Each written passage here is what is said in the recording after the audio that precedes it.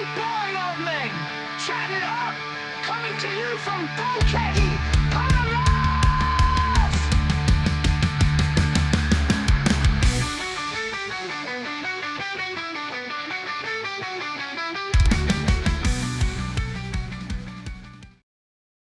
Hello and welcome back. It's been a long time since we've done a podcast. Lots of things have been happening. I've been to see AC/DC in Ohio, and I also did a baseball game there, first time ever. And we're going to be talking a little bit about that today, about baseball. I don't know a lot about it. Jeff used to play baseball, so I'm going to pick his brains and probably say some controversial things about what I feel about baseball. I must say, since I come back from America, I've been watching the baseball live on TV. Cleveland Guardians used to be called the Indians, but you can't say that anymore. Nope. Which to me is a load of bollocks. Yeah. I've been watching the Indians on TV, and there's a few questions that I want to ask Jeff. So, Why'd they change their name? well, I think I understand that. If someone's upset, you got to take them in account, as a population. I think the reverse has happened here. You've got a team called the Cleveland Indians, and all of a sudden, they're not called the Indians anymore, so that identity has been lost. It's forever. Almost transferred. They're now called the Guardians, which, what the fuck does that mean, the Guardians? Is it some religious thing like Guardians of the Galaxy? It seems to be some sort of, we can't call, it's like the Dixie Chicks, we can't call the Dixie Chicks the Dixie Chicks anymore. Because it offends some people, so we just call them the chicks. Well, how misogynistic is that? Exactly. Anyway. Hey, chicks. So my first question, this happened the other night. Me and Chrissy are watching, I'm going to fuck around with this. Me and Chrissy are watching the baseball, and it went past the ninth innings. Yep. And I can't remember the team they were playing, but they came out first for the 10th innings and didn't get anything. And then when the Guardians came out, and they were home. They was at home. Yeah. They was allowed to load base 1 and 2. And then get the first batter on. What's that all about? That is a recent rule they just implemented. They're trying to shorten the games. 2, there were some games, even when the Red Sox won the World Series for the first time since 1918, there was a playoff game that went to like 3 or 4 in the morning, and no one has pitchers anymore, so they're throwing out shortstops and anyone else who can throw a ball halfway decent into the catcher and stuff. So I think they're worried about just the game's going on too long. It's a family sport. But that's not fair to the team that they was playing. See, that's what it really isn't, and I really don't have an answer for that because, much like I play golf, the details are so exact, and you really, anytime I refer to any golf rules or baseball, I talk to Neil because he's a lawyer, and he'll read the rules like a lawyer and say, it's because of this and stuff. And we just had a discussion whether you can actually push the ball without a backswing. And Neil looked up, can you hit the ball without a backswing? And they said yes. But then another guy looked it up and said, can you push the ball? And it's no. So you have to start the club away from the ball. You may not have to take a backswing, but you have to make some sort of you can't touch the ball, push it. So, So like, it's those details. so like in putting, in putting, there's a backward movement and then a forward movement. You can't just put your putter over the ball and And push it. push it in, yeah. Which I have done, by the way, in water. It was sitting in water right on top, and I just put my club there and I flipped it out, and I guess that's illegal. So going back to baseball, there was a number of rules they have implemented in the last couple of years. That being one of them. Getting when the game, because there's one of the things is they don't want people to get hurt, right? They're paying these guys $300 million now, for their contract, and that's the last thing they want is to bring in their right fielder to pitch something and then throw out his arm or twist his ankle, something. But it was, for me, it was unfair because It is. the team they were playing didn't get that option. They had the option, I guess, to score. Well, so it was just like another innings for that other team. First batsman came out, there was nobody on the bases. And then, they was out, three men out. And then it came to the Guardians. And they put them in scoring and position. They put one on base one on base two, and then you've got your batter. And that little thing at the bottom of the screen, it was still on 0 men out. Yeah, so it was first and second, not third. Yeah, first and second, right? I think so. Yeah, and so, like, if you walk a guy, or if the first hitter gets on board, the chances of him scoring are like 2/3. It's amazing. So if you walk, that's the thing that used to, when I watched baseball religiously, if you're in late innings and the guy walks him, Sue would hear me screaming from the living room and stuff. And I'm like, what? I can understand, as a football fan, British football, I can understand the excitement, especially if it's like 4-4 and you go into the last innings and stuff like that. And you've got, do they call it a loaded base? Loaded base, first, second, and third, yeah. So I can understand that, like the anticipation. All we need to do, basically, the ball comes to, all you need to do is just knock it down so you get that guy, back home. Yeah, and if there's guys on third,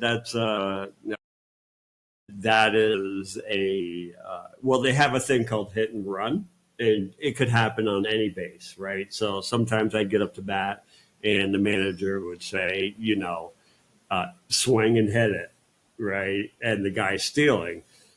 It's still up to you whether you swing, but if you can put it in play as a hit or an out in the outfield, it at least moves the guy over. When they say scoring position, they mean second, third. First is not a scoring position. So I guess what they're doing is they're putting one person in scoring position. Now I would assume, I'd have to look, but I would assume that after that, everyone gets that chance. There's some freaky things they've done recently. Do you think it could have been the flip of a coin? Hey, we've got to go to an extra innings. Who gets the two bases loaded here? Let's flip a coin. Do you think it could have been that? No, I wasn't listening to the commentary, so. There were some things they tried in the minor league, and they did bring them up after they did, trial and error in AAA, AA. They said, yeah, we'll take this. But the one thing they have to do in the major league is they have to get through the players union. So if they try to make up a rule that's not, if I'm a $300 million player, it makes me look like shit, the union's going to have a problem with it, right? So it has to be MLB, it has to be the union, and so when I lived in not northern New York, right on the Canadian border. We'd always go see the Expos. This one year, they had the best record in baseball. They had the most loaded team in baseball. They had the big unit, Pedro, Guerrero. I mean, they were just loaded. And we never saw the Expos win. And here it was, and the baseball players went on strike. Okay. The whole season just folded, and I was like, and then Montreal could afford it. They sell it, and they become the Washington, whatever they're Senators or whatever they're called now. Mm-hmm. But so they can't. So the changed players, the name of them as well. oh, of course, but they did go on strike. The players did go on strike, and it killed the whole year. And no one wants that, especially fans and shit. So getting, but telling you, I've gotten away from professional baseball because they are prima donnas. Yeah, but that's like football in England. You've got many prima donnas in that all across Europe, and even like South America. You've got that in football. I'm sure you have in American football as well. Baseball. I don't know how you can be a prima donna, and I'm going to get onto the controversial matter now. Yep. Is that I believe after watching it, and I watched baseball prior to going to Cleveland. I watched it on the TV, and Chrissy, my partner, she explained the rules to me, to an Englishman, and I was watching it and I thought, yeah, okay, yeah, I can get into this, particularly because the football season is finished now in England. I need something to watch. And then I got to the game, I watched it live, and we had really, really good seats. That's fun. I mean, that's really... We had really, really good seats, and I made a point, we had a few beers before the game, and I made a point of sitting outside the stadium and just watching the fans, just to try and gauge if they're like your average football supporter. Well, the answer was no, because there was no fist flying. Are you kidding me? No, you're not in Boston and New York. Yeah, in Boston, I'm telling you, if you show up, I mean, there could be a lot of trouble. So if I was... in New York, Baltimore... a lot of the old town teams that started in 1800s and stuff like that. Oh God, they've been baseball fans generationally, right? And and Boston's full of Irish and fun and rowdiness. And if you're at a baseball game in Boston, and let's just who's the rivals of Boston? The Yankees. All right. So if you're there and you're playing the Yankees and you've got Yankees supporters next to you cheering every time they get a fucking run or hit the ball, does that annoy you? It doesn't annoy me. It will annoy the guys who drink 8 beers and. But is it really down to drink? Because I can be sober, Jeff, and standing on the Holt end, Aston Villa, my team back in England, and away fans aren't allowed in there, And if you're an away fan and you go in there, you go in at your own risk. Yeah. Even the police will tell you that, obviously you don't wear a shirt of the opposition because you wouldn't even make it through the turnstile, Yeah. So in England, you could be sober. And if you see somebody in that end that shouldn't be there, the opposition, you'll either call the stewards and tell them, or you'll take the matters into your own hands and get the fuck out of here, And baseball is really, maybe that's the culture, the American culture. But isn't that funny? That's what fanatics. I mean, that's it. So when I went to the old Yankee Stadium before they switched. I had to go watch, and the Boston Red Sox were there, my team. And that was the year we did win the World Series, and we came back 3 downs below from the Yankees to win 4 straight to knock them out. And when I went to see the game, it was on a weekend, and we swept them, and that was the beginning of the ups. I did not wear Red Sox. I did not. One, I just did not want the hassle, But when I was in Manhattan, got on the train, there was a lot of people who wore Red Sox and stuff, And you are going to the Bronx, which can be, get back on the train. Get back on the train. I understand it. So, as away support goes, if you're travelling to another baseball ground, in football in England, if you travel to another football ground, you normally go by coach, and they're all sort of like planned well in advance, Yeah. If you go there with your friends and you catch a normal train and you get off in the city, you've then got to make your way to the ground. It's like the Warriors. Well, that's remember that old movie? Pick you off. Warriors, yeah. They had to get across the city back to their home. Yeah, it's like that. But I gotta say though, the most heated rivalry is Yankees and Red Sox. I mean, in theory, we're supposed to hate each other. Why?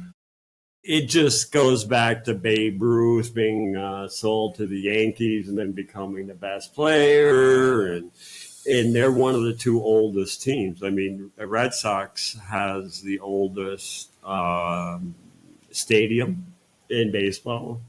They wanted to upgrade, but they can't move any place. They can't get permits, so they're just stuck with this 1918 stadium where they keep building out up or in toward the field and stuff. But I went with my family who are Yankee fans because I grew up in New York, and I went to one with my brother-in-law, and my family wore Yankee uniforms, and I don't have uniforms, but I just hat, Red Sox hat. And when I brought my brother, it's pretty much gentrified, because he goes, don't tell anyone I'm a Yankees fan. So we're sitting there, we're about 6 beers in watching this, and I go to the guys, this guy's a Yankee fan, and they start poking him there's no fight. They're just poking him in the stomach. Yankees end up winning, but they're all like, good day. So that was like a little bit of banter. That's it, I remember, again, back to we played a team called West Ham at Villa Park, and West Ham are the same colours as us, claret and blue. So this is in the 80s when all you had was scarves that had your colours on it, never had your name on it, was just like claret and blue stripes. So back in the 80s, people used to wear the scarves. It was either around the wrist or around the neck. And I remember I was at the top of the whole tent. I was only a young kid. And about 5 minutes before the game, all you heard was a chant going up, and it was United, West Ham United. Yep.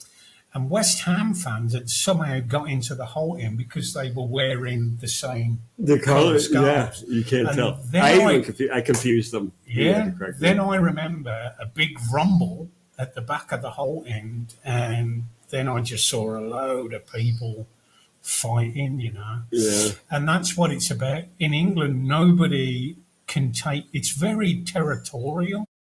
Nobody can take your end, let alone the pubs round by the ground. Yeah. They all belong to Villa and Villa fans. There is an away pub, and that's heavily guarded by the police.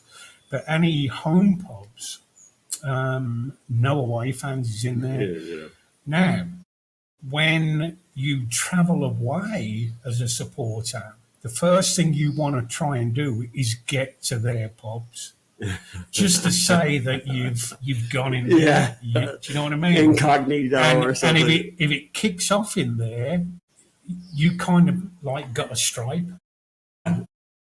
You're egging them on. Fiddy was there, or Macca was there, or whatever, So it's all good. And listen, I don't condone it. It was just like growing up in that era. That's Yeah, exactly what it was like, you know.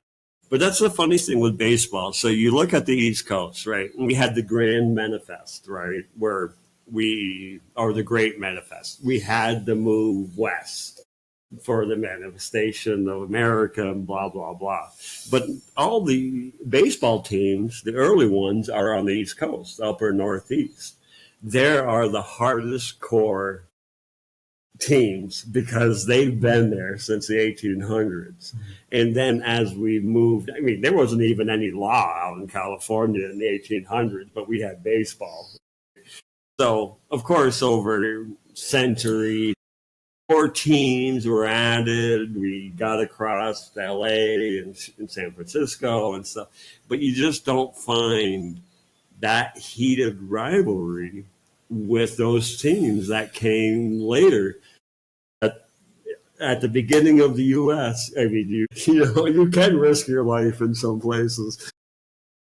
So it goes along with the development of the U.S., where Britain, you could probably say the same, but you'd have to go back, God, how many friggin' years. Rivalry in England is usually the team that's closest to the ground that you play at. So yeah.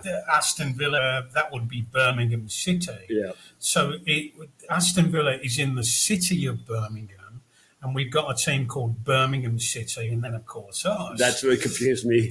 And I know, but the rivalry between the two sets of supporters, it's really intense. And I'm not on about, so I worked at Land Rover in Solihull, which is in Birmingham. And when Birmingham City and Aston Villa was in the same league, Birmingham City on the same level as us now anyway. I don't think they ever have been. But you could work with Birmingham City fans all for a whole year.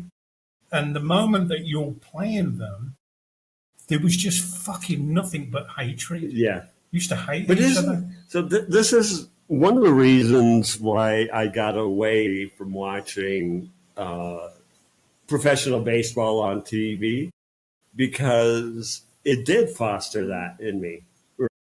I wanted these guys to lose or get hurt, something. And I found, something ugly in me coming up when it come to the Yankees. And I still have it to this day. I just don't entertain it, right? But they do too, and it just, something bugged me about just carrying that load. I had enough stress in my life at that time. I was having a lot of problems, and the last thing I needed was to hate some Yankee fan, or just, I want to go home and watch the Yankees and Red Sox, and they bring in the rivalry and they show people and I'm like, this is too stressful. And I love baseball.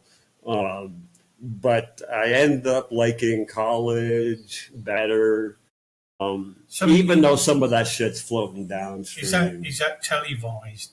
Yeah. Baseball. The playoffs. So I think it's either June or July, you'll have a whole month of college baseball, and it's all the best teams fighting it out to the final two.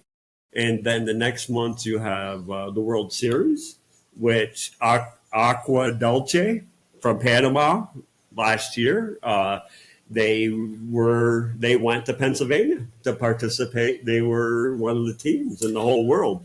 They beat the champions in their first game, Curacao. Curacao won the championship, and we killed them in the first game, but then we lost the next two. But so those that don't know, Panama is very big on baseball. Yeah. And I didn't know that until I got here. You think soccer would be? I would have thought so, because although we're not South America, I class myself as living in South America, right? Yeah. Even though we're not.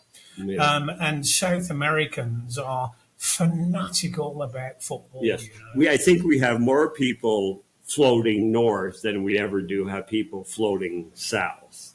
So that's what I think, because I meet people from Venezuela, Argentina, and everything else, and everyone's either coming up or going to the U.S. or something. I mean, pardon Trump with birthrights and all that crap, so I think it's kind of like the trade route too, right? The drugs go from there and go up. And by the way, Jeff went all anti-Trump there. I actually like Donald Trump. Whether I like all of his politics is a different matter. Yeah, just for balance. Yes, and we never fall out about it. No, I play with a Trumper in golf and shit, and I let him say his shit. It doesn't bother me. But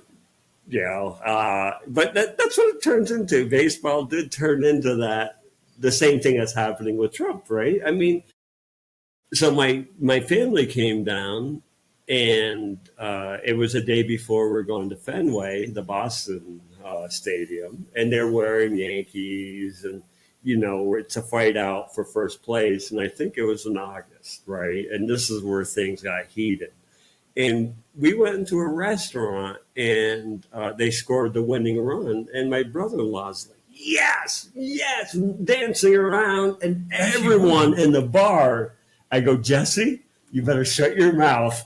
I go, you're about to get your ass kicked, and you're insulting everyone in here. Would they have actually done that? Would they have? Oh, they were, but they saw me pulling to the side because I had my Red Sox. And I said, don't do that. Yeah. You're insulting everyone here, and you're going to get your ass kicked. Yeah, that's a given in England. You don't walk into a bar. And listen, I've been to many grounds in the UK as a Villa fan, and you kind of know when you're outnumbered and nothing is going to happen because you're going to get smashed. So you keep quiet. Yeah, but that's the thing. When I was playing baseball in high school or little league or in my 30s, when I hit a home run, you would not see anything from me. I just put my head down and trounced around the bases, high-fived everyone, and that was it. And I never would dream of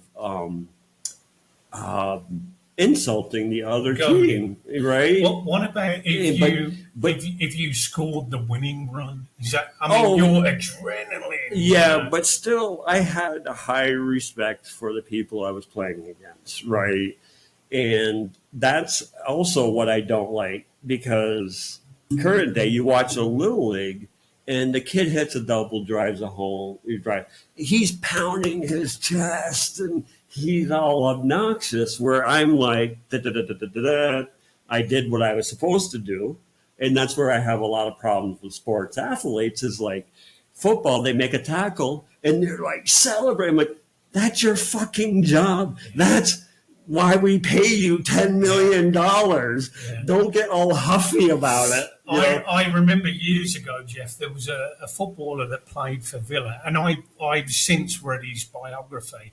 His name was Paul McGrath, and he's still talked about today, at the grounds. And if you ever talk to a Villa fan, who was your best player? Now, Paul McGrath, there were stages of his career. So when he was playing for Villa, he was at the twilight of his career.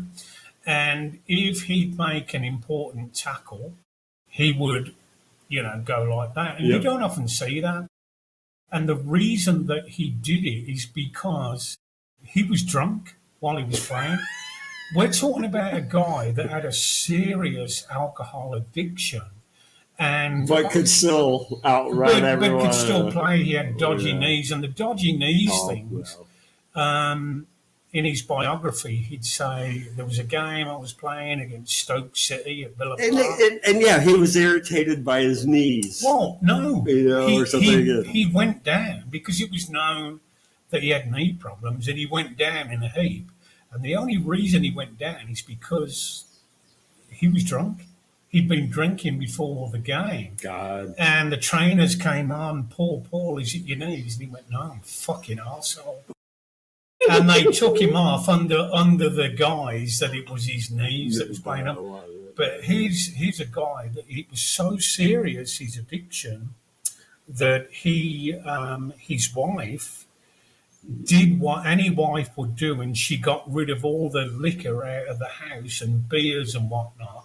And then, she went away and did her thing.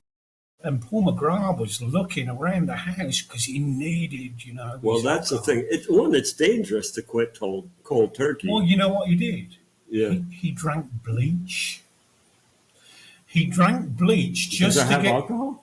no, but just to get the sensation of I'm getting liquid into me that I know isn't good for me. He was rushed to hospital. His insides were Fine. burning and survived. They must have put charcoal into Or his. that's usually. But he did it again later on. No alcohol to get his hands on. And the next best thing for him to get some sort of Jesus reaction Christ. from his body was to drink bleach. Anyway, so Paul McGrath, yeah, I don't know why we started talking about him, but he was the one that he's known as God at Villa. You often see kids, adults my age, walking down to Villa Park with a Villa shirt on and the name God on the T-shirt. Yeah. It was Paul McGrath. Now, one thing I want to ask you about baseball is that in football, in England, we probably play twice a week. If you're in Europe, you will play twice a week at certain points of the season. Yeah. In baseball, it's like, fuck me, it's like You might not see 3 games on the trot, 1 day off, another 3 games, 1 day off. Yeah. Now, I was talking with Chrissy the other night, and the Guardians was playing in Ohio. It was something like 96 degrees. Yeah. And I said to Chrissy, the only person really suffering is the pitcher. Yeah. Because he's just fucking throwing and throwing and throwing. And quite often they will change. And now they have the time clock because he can't. Well, that's another thing. So he can't take the time. So it's like 12 seconds. Yeah, so he has to get back on the mound. Okay, I'm glad you brought that up. So what happens if you don't pitch that ball within 12 seconds? I think the guy gets the base. Really? Yeah. It's either going to be he gets a ball, but I think if you violate that, he gets the base. I'm not sure, but it would be a huge violation, and that is such a bitch because you got runners, and the runner will look up at the clock and says he has 5 seconds left. He has to pitch, So what am I doing? I'm stealing the base. Right, but that time stops if like when he's sort of like lining up and he looks that way or he looks that way. I thought it was all for show, but he's looking at the bases. I don't know if the time stops, but he can only throw toward a runner on the base a certain number of times or within that time limit. After that, he can't. So. And that's where a lot of pitchers are like, you're putting us complete. If I throw over 3 times, the guy knows I can't throw over again. Exactly. So he's halfway. I have to pitch, and I have to get. So they have different moves. So they have the quick moves toward home, and then they have their long, drawn out where they got real power and everything. So they turn to that where they don't lift up their foot that high.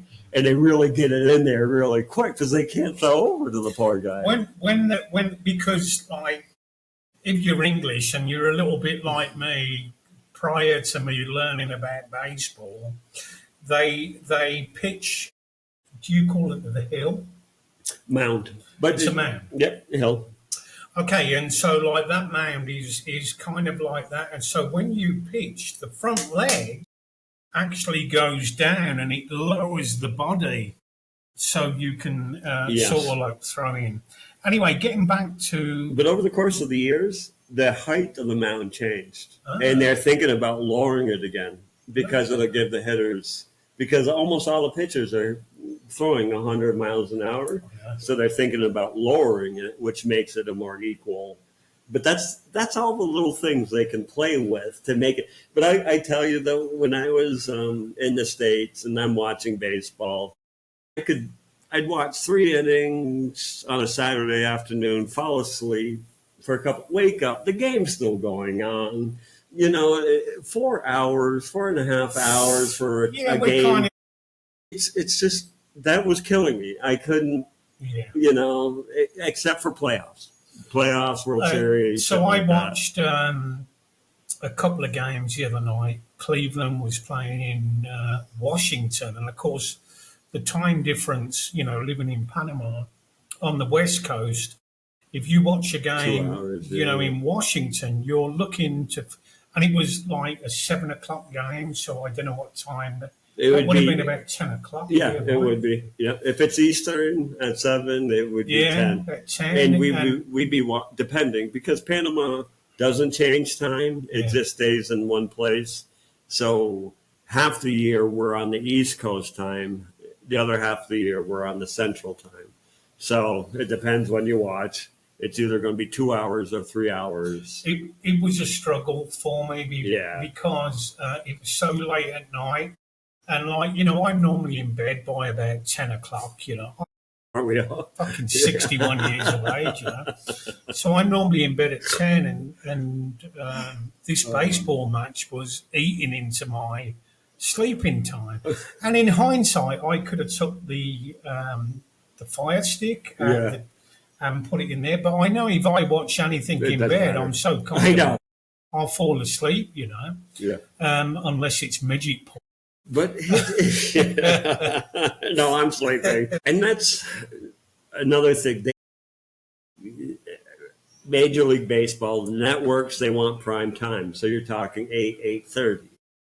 Well, when the Red Sox won the first World Series in, God knows, 80-some years, they were going extra innings every night in the playoffs. So we had the wild card, then we had the playoff, and then the championship, I think, and then the World Series. And every night I was staying up till 3, 4 o'clock in the morning, and I had to go to work. So I'm for almost 3 weeks, I'm literally on 2 hours of sleep a night trying to do my job. But I don't mind making that sacrifice. If it's Villa, I do. I'm sitting at the computer and my head's down. So explain to me and any British people watching this. I've been watching the Cleveland Guardians now for a number of months, and then I went to see them, and I've been watching them on TV since. They're actually playing now, but because we're doing the podcast, I've not watched it. They got beat last night 5-0. By who? Cardinals. Okay. Yeah. And that's a respectable old team. The Cleveland is a respectable old team. Detroit is a respectable, I try and compare the Cleveland Guardians with a British football team by way of fans and how the scores go. And I said to you the other week, I would put them at the level of a Crystal Palace in the Premiership. Yeah. They're kind of like a midway team at this moment in time. I don't think they're going to win anything. At the moment, I think. So at the start of a game, you get 41, 42. Yeah. So that means they've won 41 out of 42. Yeah. And again, they have National League, American League, then they have the divisions. So what am I watching now? So you're watching either Major League. It's kind of crazy. Major League, I know. Yeah, you are watching Major League. And you're watching American League unless they change, which they have done somewhat in the last couple of years. Cleveland was always in American League, Central, right? So you have your East, Central, West. Used to be only East, West.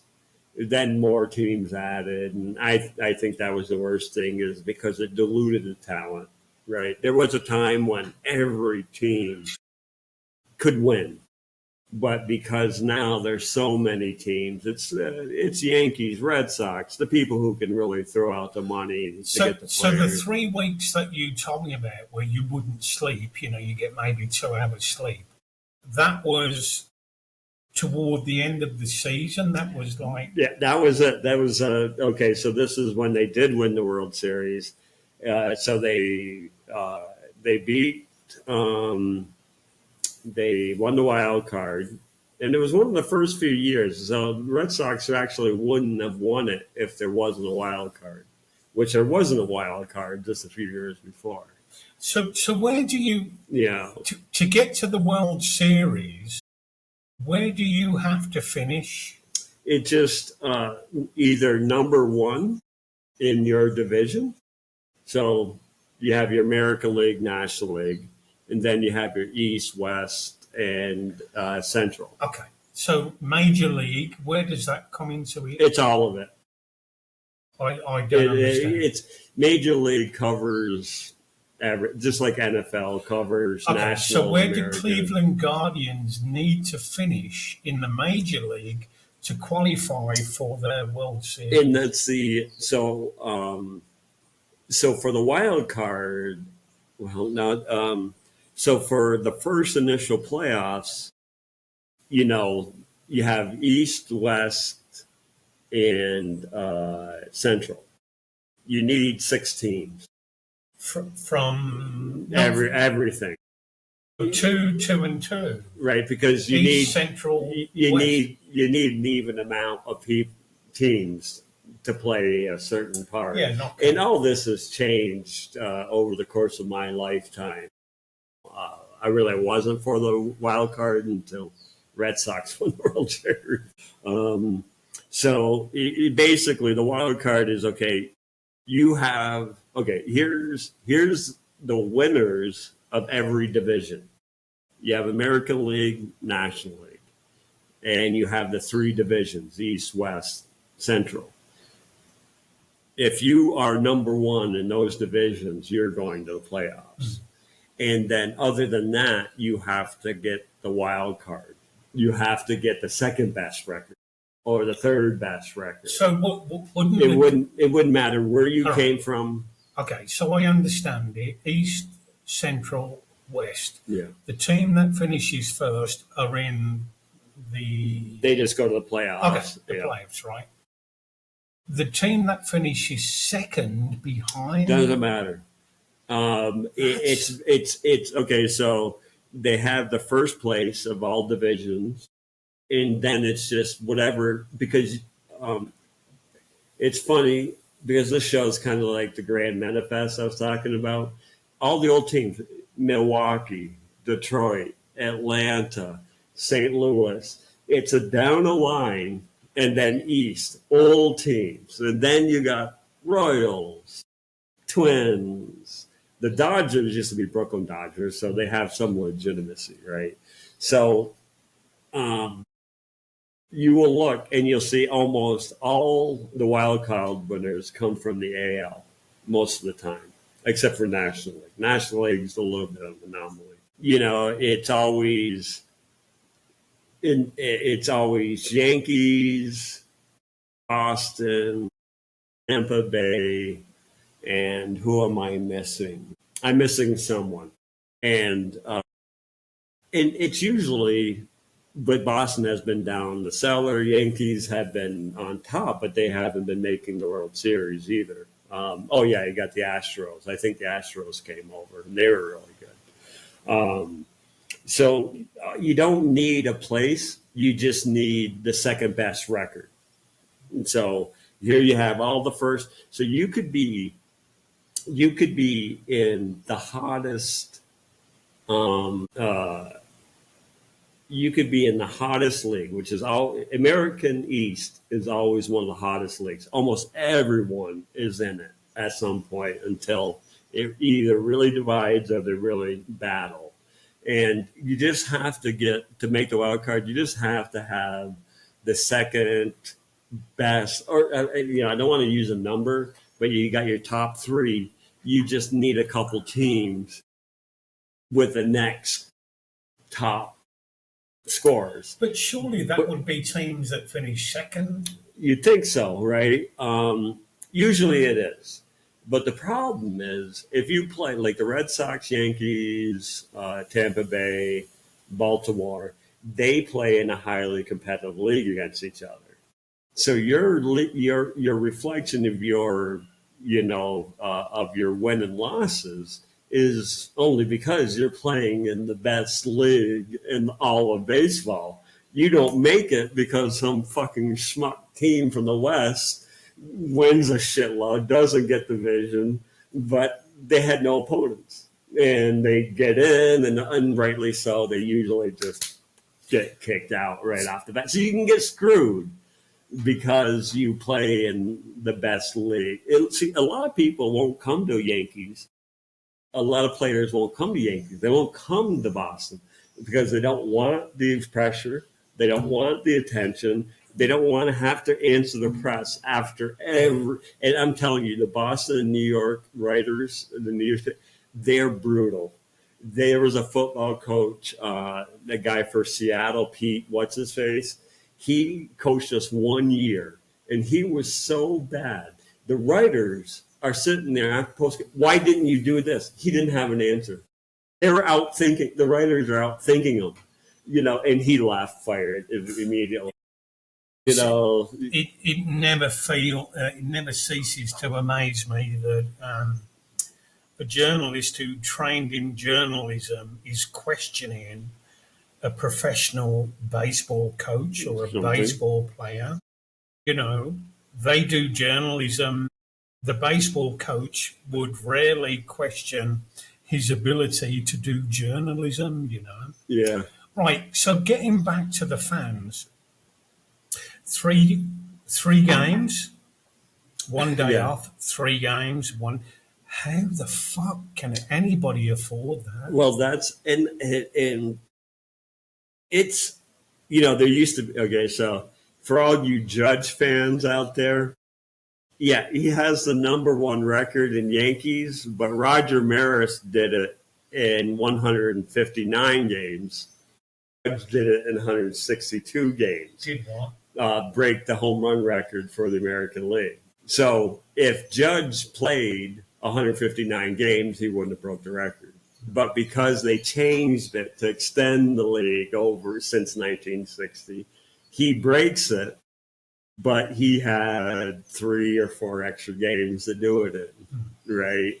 So did he really break the guy's record or not? Right? Yeah, right. So the question is, how do you afford it as a baseball fan? 3 games on the trot. So that's like there's no gap. It's like Monday. Well, it's Friday, Saturday, Sunday. Travel. Well, but then they have to intermix it because if Yankees and Red Sox are traveling, they have to fill in that night with something. So let's just say I live in Cleveland, right? And by the way, any people that live in Cleveland, you've got a beautiful city. It really is beautiful. Yeah, comes a long way. So if I live in Cleveland, I need to attach myself to something, and it probably would be the Guardians. I don't know if they've got a football egg-shaped game. I would definitely attach myself to the Guardians, and I'd want to go every home match at least. But I didn't. But could I afford it? Because 3 games on the trot, and you're talking, we paid about $80 for our seats. So that's like, $160, $240.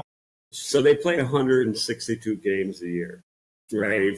Yeah, it's a lot. And it's all travel. Jesus. And maybe a couple decades ago or a decade ago, I read that the most injury-prone sport is baseball. Why is that? Because you're absolutely beat by the end of the year. But the funny thing is, when you get into playoffs, the adrenaline starts, and I understand. And the coaches tell them, this is what we built up for. You have to go out there, and if it throws out your arm, it throws out your arm. Because I said to Chris the other day, in fact, 2 nights ago we was watching it, and it was blistering heat in Cleveland. Horrible.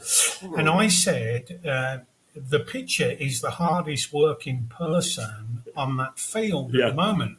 because the batsman changes, the fielders are standing around picking the nose or their ass. Oh, God. Whereas the pitcher, it's just like full on, and the sweat was dripping It's too off these funny. pitchers, like. So when I was playing in high school, I grew up in the country, and baseball fields were in woods with lights and stuff like that. And sometimes we'd go even to more desolate little towns to play them.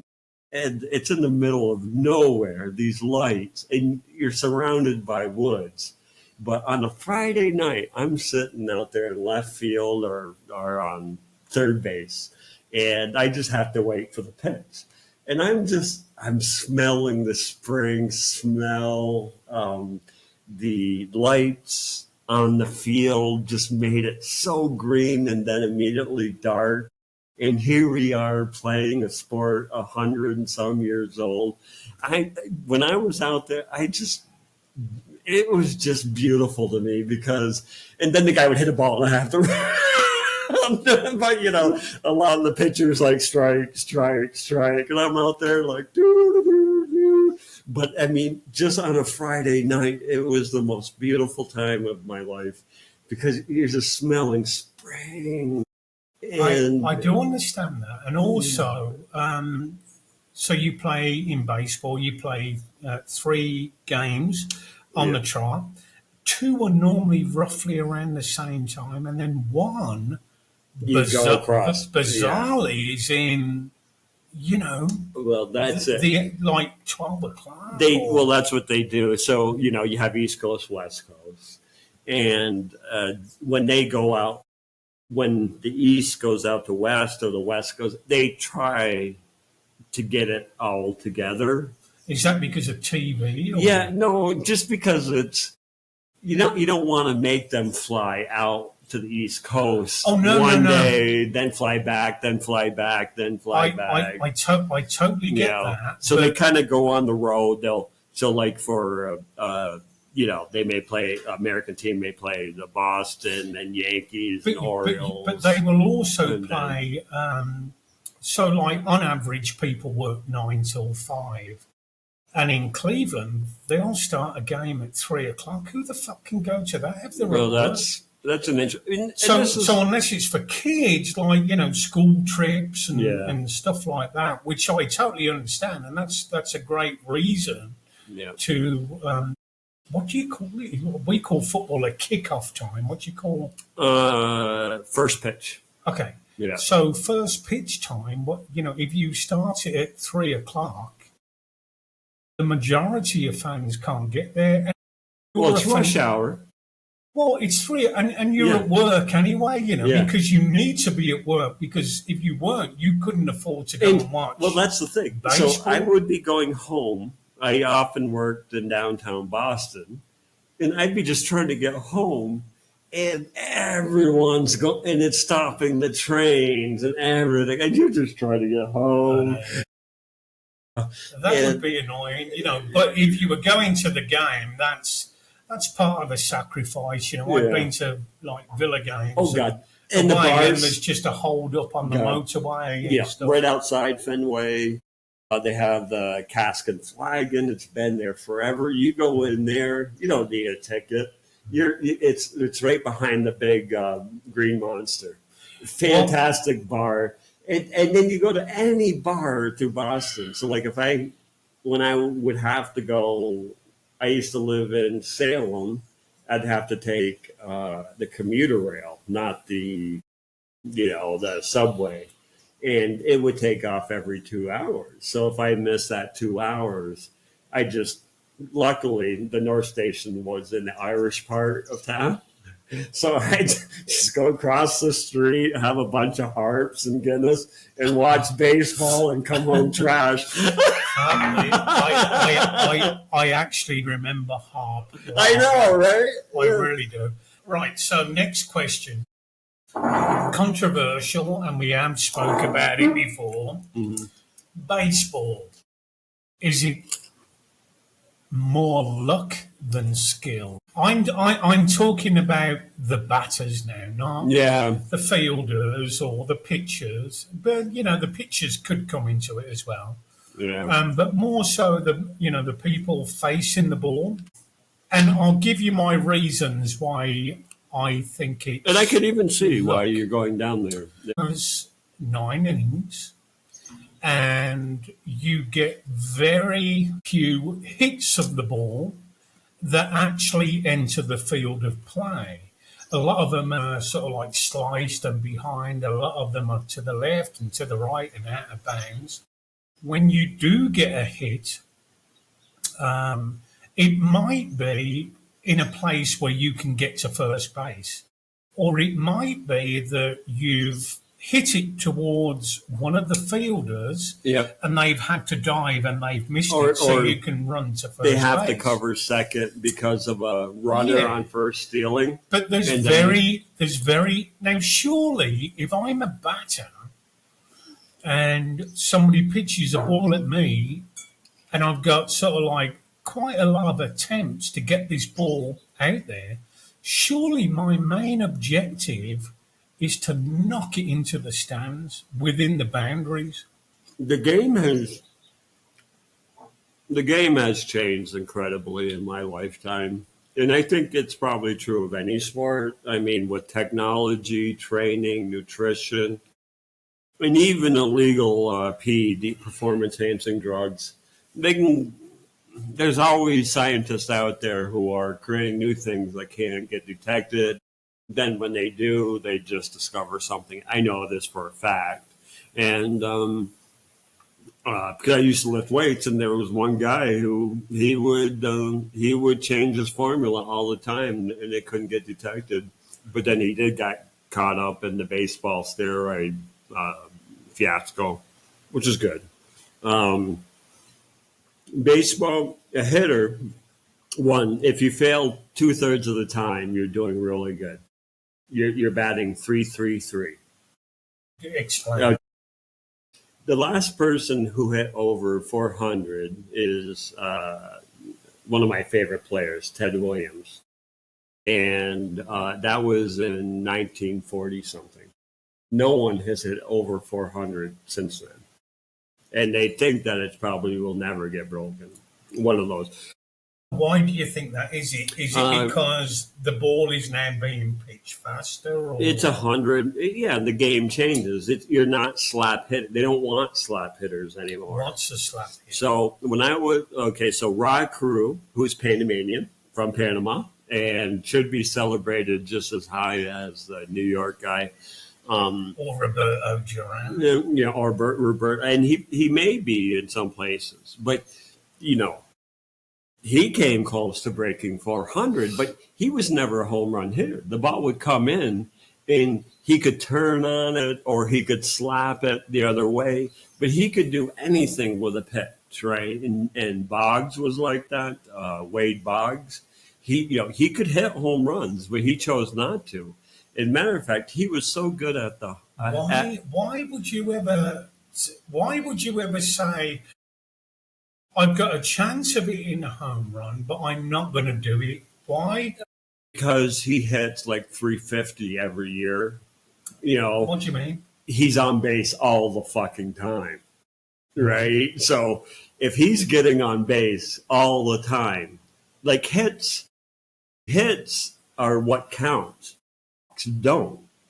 And he would get on with walks. So if you actually counted a couple of guys with walks and hits, they'd probably be close to the 400. So the people that walk are basically able to judge the balls that are coming to them. Matter of fact, Wade Boggs was so good that even umpires admitted when he would argue a third strike, they would be thinking, I fucked up.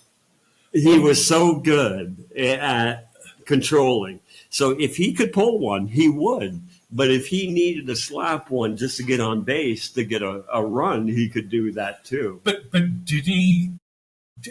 This is my question. Did he actually know when the ball was coming to him? And you've got a rounded bat. It's not like a cricket bat. Or any. You've got a rounded bat. Do you actually know when the ball is coming to you at 9,500 mile an hour? I know exactly where I'm going to hit this ball. I mean, fucking hell. Well, I think that's what's changed, and you hit the spot, is how fast pitchers are pitching today. Right. And they're saying the pitchers are pitching so fast, and this is where they're discussing lowering the mound to give the batter. The philosophy is swing. The guy's throwing it down the plate. If he is, swing at an upward angle. We never taught that, right? Yeah, but how So, all right, so that explain to me, as an Englishman, you've got a rounded fucking bat, and you're talking about angles. Oh yeah. Okay. So there's been a few hits in my life that when you do something you never even thought you can do.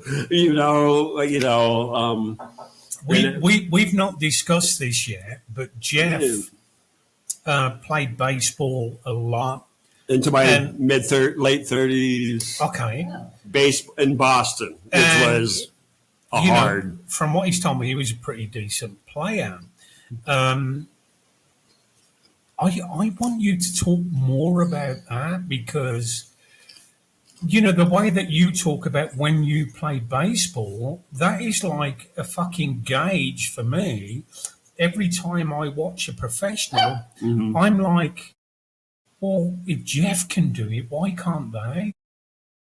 And I think it's the speed. When I played, everyone was in the 80s. Once in a while, you get someone in the 90s, right? And the one time I really did face someone who could throw above 90 miles an hour. He was just let go of the Red Sox farm team, and he didn't really have much movement on his ball, so he's really right.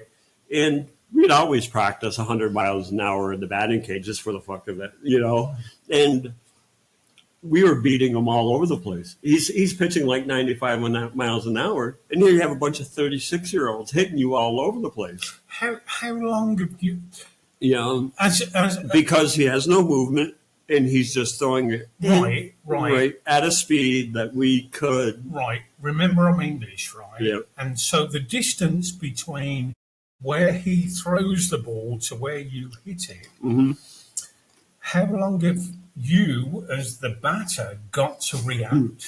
Less than a second, I think. Shit. But what you'll see the professionals do, so they'll go back and watch the tapes and see what the guy threw them, what he got him out on, stuff like that, right? So now when they go up, if they're down 2 or something, they will guess. Because the guy's throwing 100 miles an hour. Either you're basically swinging or you're not. But if you actually throw a change up, it drops like 10 miles an hour and that really and that's where a pitcher like Greg Maddux. While everyone was starting to hit the 90s and then the high 90s, he never pitched over 80. But all he had to do was throw the ball, where at the last minute, it just changed its trajectory, and people would swing and get out. And what I mean by trajectory, you have a baseball bat. It's a line, right? So if a ball's coming in on a straight line, I have to line my ball up with that plane, and I'm going to hit it solid. If he throws a curveball and it's coming down, I'll be hitting it like this because I'm matching the plane of the ball, right? So if it's dropping in like this and you're swinging, there's very little. You have to line up the bat, but you do it instinctively. Right. So back in my day, when you train, Jeff, during the lead up to a game, and your training, was it a human throwing to you, or was it one of them machines just throwing the balls? We did both, because you do have the human factor, which is a lot different than a machine. You did both. What does that mean? Both. Both. Yeah. Oh, we would often have our best pitcher throw against us and shit like that, and for his pitching practice and our batting practice, you know. Come on. But again, it's so fast. So back in my day, we had all sorts of like Tony Gwynn, Rod Carew, Wade Boggs. For every one, they had great eyes. They knew the strike zone, and they knew when it wasn't a strike. And if they argued, even the ump said they felt bad because he's probably right. You know? That is another question. So there was a crucial one game I was watching the other night. I think they were level, and there was a crucial point in the game. And when you watch it on TV, you've got that little box that's created by a computer. oblong thing there. And you could see it was well out, and he got called for a strike. Yeah. And I'm like, fuck me. Well, that's like, it's got to be a video, a VAR, you know? No, they don't. They never challenge strikes. And the thing is, it's three-dimensional, right? What do they show on TV? Two-dimensional? So if the ball is coming in and it's like a curve, right? And it looks like it didn't catch the front corner where they have the square up, the umpire may be standing up and he sees the ball dropping right over home plate and he calls a strike. I understand that. Right. So, but when it is so obviously wrong, that prevents a team from potentially winning the game. It does. And a lot of people are against the computer because it is a human game. Just like players can make mistakes and throw it to the wrong base or miss something or come closer because yeah. And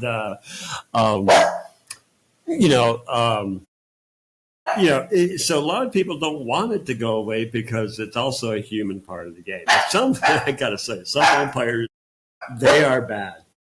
But this year there was one guy with a computer. He had 100% matchup. Whatever the computer said, he got exactly what the computer said. 100%. A guy did it this year, right? So they're pretty close. But there's been some guys, and he retired. I forgot his name, Joe. He was an asshole, and sometimes he just wanted the game over, and he'd just call it. And do you ever think there's like with the umpire, who stands behind the batsman, and the catcher? Do you ever think there's a little bit of bias there, and you want to do a bit of a deep dive into where he comes from, what team he supports? There's been times where, like, I've watched a game that goes 18 innings, a double game. Right? They tied. Either they stayed tied or someone went ahead, and then the next bottom of that inning they tied. It just go on. And there's sometimes at the end, the umpire just goes, strike. I'm going home. What is the actual record for the number of innings in the game? I think it's 20-something. Fuck. Yeah. It's so crazy. That's more than two games. And both teams are throwing, like, they've gone through all their pitches. So they're throwing out their right fielder to pitch, and the guy's just lobbing it up in the air. So that's a question. Yeah. All right. So you've got a guy pitching, and he pitches for the majority of the game. And he's fucked, he's tired, so they replace him. So if it went to 20 innings and stuff like that, and your main pitchers are too fucked to pitch anymore, they get, I don't know, your best batsman or something like that. No, because they could have, so you have a designated hitter, and usually he's one of your best batters, right? Or one who could just end the game with a single swing, right? Home run. And they'll take him out at a crucial point because they need the fielding secure. right? So they'll take him out and they'll put a fast runner on who can steal second and third, maybe get home. Okay. But then he's out of the game completely. So, So how many players, Cleveland Guardians are pitching? Yeah. How many players plus the pitcher are on the field? I think there's like 24, 26, something. No, I mean actually on the field, not on the bench. 9. 3 in the outfield, 3 in the infield. 4 in the infield, pitcher, catcher. So Shortstop, second, first. You watch cricket, right? Yep. Which is kind of similar. The goals are different, I think. 100%. Yeah. And also fucking 5 days to finish a game. Unless rain intervenes. But I've watched some YouTube videos of professional baseball players watching cricket for the first time. They're kind of like amazed. I imagine a cricket ball is a lot more... It's harder than a base, and it's basically leather with a sewn seam around it, and that seam is actually used by spinners. So that's how you do a curveball or a slider. So like a curveball in cricket. Whereas in baseball, it doesn't bounce before it gets to you. No. In cricket, it does. But if it does bounce in front of you, you can hit it. No shit. So there's this guy, Dave Kingman. He played for the Mets and probably other people. His average was 222, tall, lanky farm boy. Another great hitter, great home run hitter. When he hit a home run, this guy was... amazingly, he's tall and strong, country boy strong. One time I see the ball hit the dirt, pop up, he hits it out of the building. Another time, he hits it, falls on his back on the home plate, and it went like 450 plus feet. That's a long way. All right. So this guy, that's all he could do. That kind of brings me to... your team is... Who again is your team? The Red Sox. Right, Red Sox. So last season, or any season that you can remember, what player scored more home runs than anybody in one season, and how many home runs did they score? I'm pretty sure, this is a good trivia question, because I'm pretty sure it's Jimmy Fox. I think he hit 50-some home runs one year. In how many games?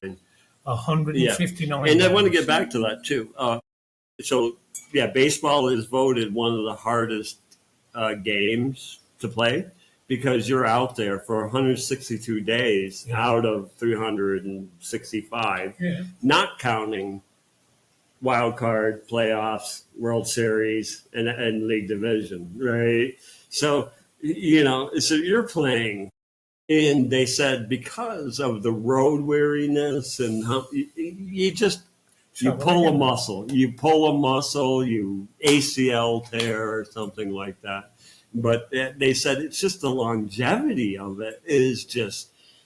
And back in the 70s, I was listening to one baseball player, and he said there was the blue keg and the orange keg. The orange keg had Gatorade. The blue keg had Gatorade with amphetamines. So they would be drinking amphetamines and people in that time and age would smoke. He'd be drinking, Joe DiMaggio, he would be drinking coffee and smoking between innings. And it wasn't, I remember a player, Lou Piniella, he would smoke. He was the manager and he'd be smoking cigarettes and stuff like that. So now I've noticed that it's almost like everybody that is on the bench, coaches and like fucking statisticians and whatnot, they all fucking chew and they all spit. And it's like a spit that I would love to master because they don't spit, if you get a little bit of phlegm and it's gone. These motherfuckers are spitting through their teeth. and it's perfect. But they haven't even got a gap in their teeth, and it comes out, it projects out, and it's like, fuck me, I am so proud of you. It looks like diarrhea. It is. It's like, the way it projects out, and you think, how the fuck did you do that? It's like Madonna. She got like a gap in her front teeth, and it's pretty easy for her, I would imagine, if she wants to spit between her teeth. But these guys have all got the perfect white teeth, and well, yeah, they get them. But you look at hockey players; it's so funny. So back in the day, one of the best things a hockey player could do was at the end of his interview between halves, and so he'd pop out his teeth. I mean, most of them had no teeth because they're fighting. I mean, gum. Yeah, and that would be their proud is because they were just fighters, and they were, what do they call it? In hockey, they always have one player who called the controller. And he's the guy who will just go out and beat the shit out of anyone, and not care. Do you know? And I love that about hockey because they still hold it today. Well, again, like ice hockey in England, it never really took off. Finland, Sweden. But, we did watch, like, games from the States and Canada. Yeah, Olympics and shit like that. Yeah. I remember watching a movie with Kurt Russell. Paul Newman. And it was two guys. Oh, yes. Oh, God. That was a classic when I watched that. Funny as fuck. Yeah, when he let them loose. Funny as fuck. And I thought, what a great movie. Now, talking about hockey, when I watched ice hockey. That was a great movie. And getting back to the early days of the internet when I was on the ACDC news group, there was a lot of hockey fans on there. And, of course, as a Brit, I go, I when I'm watching it on TV, I can't even see the puck. No, and how the fuck do you see the puck? So even Fox one time they experimented. I don't know. They may still do it. I don't watch much hockey, but Fox would actually have the trail, so you could actually see the projection on live TV. It helped. Hey, a lot of people didn't like it. My grandfather played semi-pro for Montreal, which is the Canadians, and my dad was Canadian hardcore. Just the fact they have hitmen on their bench to send out, hey, they're getting aggressive. You go out and break someone's nose or jaw. So when skill came into it, these hitmen were not very good players, but they could fight. Oh, huge. We had one that was 6'7", Boston Bruin. He was 6'7". I mean, that's the thing. On TV, you see them and they're like, okay. But then when you go see them in real life, and they're hitting the glass in front of you, the fiberglass and shit. These guys are huge. And it was also, I went to Panama City one time, and they have the semi-pro thing, and Sue and I were outside watching it. These guys were like 6'10". Ice hockey? No, basketball. Oh, okay. But they were, I could feel the ground from their running up and down. These guys are like almost 300 pounds. 6'10" and plus, and they're running up and down, and I had a new respect for the sport. I'm like, holy! And I got respect for any sportsman. Whether it's basketball or fucking even pole vaulting, any Olympic sport. With basketball, I found that really, really difficult to get into because Jeff, it's non-stop. Yeah. It's like we attack, they attack, we attack. There's an interception, and that's kind of exciting. But it doesn't last for long. And the common saying, for quotes, is you don't need to watch all the game. You just need to watch the last few minutes. Yeah. Because it's either one or they're coming down. Well, it is. It's like cricket. Because they go back and forth. They just, one scores one scores one. So the clock is getting down to seconds, and one scores one, and then zero, Yeah. the guy has to have it left his hand, right? So if it's in the air and they say timeout, everyone's just watching the ball. Yeah, and if it until goes drops. in, you're Yeah, in. and then the clock starts when it goes in. Not like cricket, like, we can last for 5 days. Watching the highlights of cricket is really fucking exciting. Or they have a thing called 2020. Or when people start explaining, like a lot of these sports, when I was working in Boston, it's a sports town. It is absolutely all sports. But hockey, basketball, baseball, soccer now, everything. And they talk about everything. And these are smart people and who are journalists. And that's how I learned a lot. I'd be working all day listening to sports radio, listening, talking about plays that should have been or didn't happen, and maybe they could have done this and stuff. And then you listen to the critiques, and then you start getting an idea. If you just try to watch it, basketball, I was never a fan of until I saw it live. Then I was like, holy! I mean, you're talking about thousands and thousands of pounds of people on, which is only I don't know how many players they have, 7, 8, but the ground shaking under, and they're running by you, and you're looking up, and it's like 300 and some pounds, and it's just bold. So one time I was playing touch football in high school. Touch football? Yeah, so it's basically, if you're just kids and you want to play a round of football, you split up the team, and if you touch the guy, he's down. No one wants to get hurt or anything. But this one game, we had none of that, right? So it was all the people our same age, and then one of the guy's brothers joined in. He was a senior. He weighed like 250 pounds, and he could bench press 350 pounds and shit. So he catches a ball, and the only thing standing between him and the touchdown is me. And he's run. I mean, not only was he like 50 yards out and gaining speed, I could just see him getting faster. I just stood aside. See you later. I was 150 to 100. I couldn't imagine what if I tried to do. Usually, if you're so in football, you have your defenders, and usually they're skinny.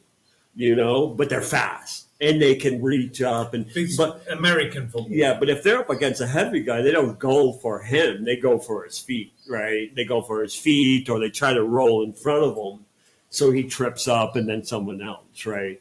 And so I wasn't that mature, right? So that's what I should have done is when he got there, I should have just rolled on the ground so he had to jump over me. And then maybe someone from behind would have hit him. 250 pounds running. Maybe he's 100 pounds more than me. I just took this. I'm going to go smoke my joint now. Out of all the sports that you've played or watched, which one for you is the most exciting? Now, me, obviously, coming from England. Yeah. There's a culture in England. It's cricket, rugby, that's right, football. Uh-huh. One of them three, And so you got a lot of rugby fans who will kind of look at football or soccer, if you're from America, and they will see it as, it's a pussy sport. They go down, they break a toenail, they're lying on the floor. Whereas like rugby, completely different. They're just like fucking crashing into each other. But I like football because of the excitement. I like it because I grew up with it. What about you?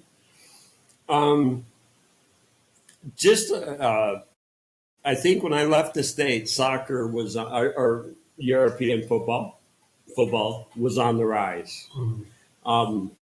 A lot of kids were going towards soccer, then football, then baseball, and anything else. Supporting it or playing it? Playing in it, and what the kids want to do. Football, there's a serious problem with concussions. And they showed kids in Pop Warner. I mean, you're in junior high school. You're 12, 13, 14.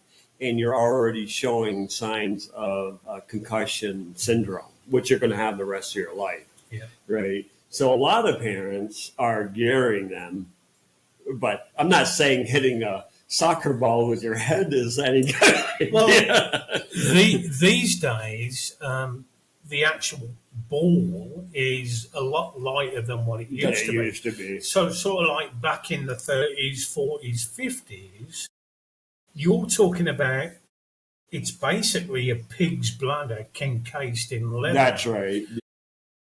Not this hard. No. Whatever it is, vinyl. Now it's like full of air. Yeah, and it's just like the football. When you head it now, so if somebody sort of like was out there now and kicked the ball over and crossed it in the air, I would head it comfortably. Not now, I'm 61.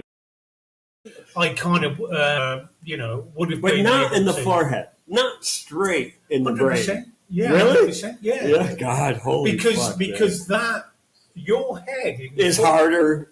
Your head in football is a little bit like your foot. Yeah. So the ball is coming across and you've got a goal in front of you. You just need to glance. You've got to think, right, I'm going to head it there where the goalkeeper can't get it.